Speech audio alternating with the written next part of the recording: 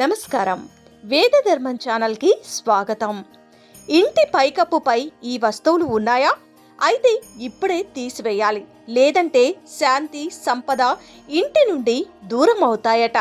సాధారణంగా మనం ఇంటి గదులు, వంటగది వాస్తుపై ఎక్కువగా శ్రద్ధ పెడతాం. కానీ పైకప్పు విషయంలో మాత్రం చాలామంది నిర్లక్ష్యం చేస్తూ ఉంటారు. వాస్తుశాస్త్రం ప్రకారం పైకప్పు కేవలం ఉదయం లేదా సాయంత్రం నడిచే స్థలం మాత్రమే కాదు, అది ఇంటి సానుకూల శక్తి ప్రవేశించే ముఖ్యమైన ప్రదేశంగా భావిస్తారు. అందుకే ఇంట్లో ఆనందం, శాంతి, ఐశ్వర్యం నిలవాలంటే పైకప్పుని ఎప్పుడూ శుభ్రంగా, సక్రమంగా ఉంచడం ఎంతో అవసరం. వాస్తుశాస్త్రం ప్రకారం పైకప్పుపై చెత్త, మురికి లేదా పనికిరాని వస్తువులు పేరుకుపోవడం మంచిది కాదు.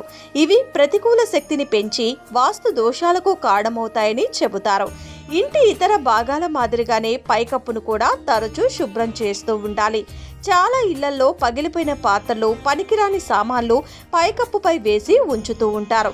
కానీ వాస్తుశాస్త్రం ప్రకారం పగిలిన వస్తువులు ఇంటి శాంతి, సంతోషాలపై ప్రతికూల ప్రభావం చూపుతాయని నమ్మకం. అందుకే అలాంటి వస్తువుల్ని వెంటనే తొలగించడం మంచిది.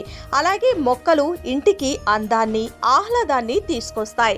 అయితే ముళ్లతో ఉండే మొక్కల్ని పైకప్పుపై లేదా ఇంటి లోపల ఉంచటం వాస్తుశాస్త్రం ప్రకారం అశుభంగా భావిస్తారు. ఇవి కుటుంబంలో ఉద్రిక్తతలు, ప్రతికూలతను పెంచుతాయని అంటారు. ఇంకా తుప్పు పట్టిన ఇనుప వస్తువులు, పాత గ్రిల్స్, వైర్లు, విరిగిన కుర్చీలు లేదా మంచాలు వంటి పనికిరాని సామాన్లు ఇంటి పైకప్పుపై నిల్వ చేయకూడదు. ఇవి ఇంటి వాతావరణంపై చెడు ప్రభావం చూపుతాయని వాస్తు నిపుణులు చెబుతున్నారు. శుభ్రంగా, అందంగా, ఖాళీగా ఉన్న పైకప్పు ఇంట్లో సానుకూల శక్తిని పెంచడంలో సహాయపడుతుందని వాస్తు శాస్త్రం సూచిస్తుంది. విన్నారు కదండి.